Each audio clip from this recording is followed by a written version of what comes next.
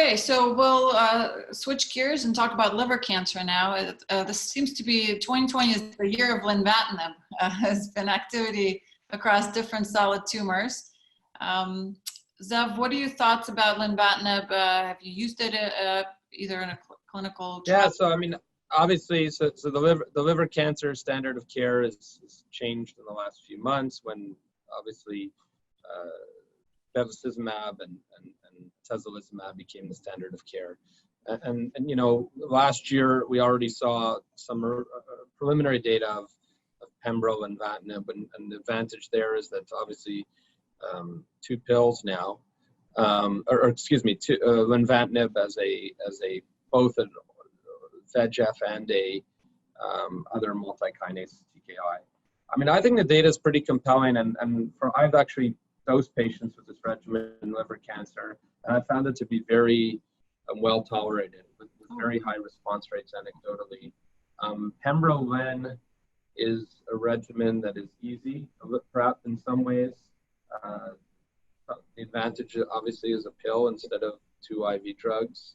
I think the challenge will be the study's already enrolled. So the randomized phase 3 trial of that pembrolizumab versus lenvatinib alone is fully enrolled in HCC. Obviously, it'll be very interesting in those results and cross-trial comparison them with the atezo-bev data. We should also point out that pembro-len is, of course, in some of our cancers, like gastric cancer, also looked interesting there as well, as you know, Elena. Yeah, it was a beautiful waterfall in the Lancet Oncology. Jeffrey, are you convinced by the data? What do you think? Is this going to be another phase 2 to phase 3 disappointment, or will it change practice possibly in 2 GI cancers, HCC and gastric? So I think, you know, the multi-kinase inhibitors are showing some promise with checkpoint inhibitors. We've known this for some time in colon, in liver, in gastric now with regorafenib, and I think even there's some preliminary data with sorafenib. We were trying to do a trial on sorafenib like 10 years ago.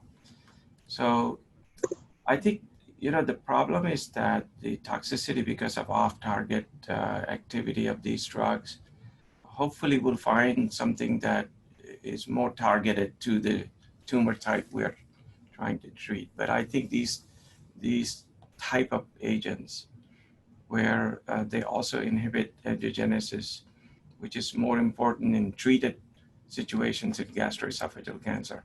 I don't quite know that in liver cancer, but so my question was whether, you know, lenvatinib plus pembro, when you look at the data and look at the atezo bevacizumab data, how does it look? I mean, you mentioned like bringing it to frontline, but does it look comparative? I mean, my interpretation of it is it looks very similar to how the phase 2 data with single agent atezo-bev looked. It looks like a pretty active regimen, but obviously, you know, it'll get to a point once the phase 3 results are released compared to lenvatinib, whether the hazard ratio is as good and all of those cross-trial comparisons that people will do. Essentially, you know, if positive, those will be 2 options for standard of care frontline therapy. And don't forget about Himalaya. That's going to read out.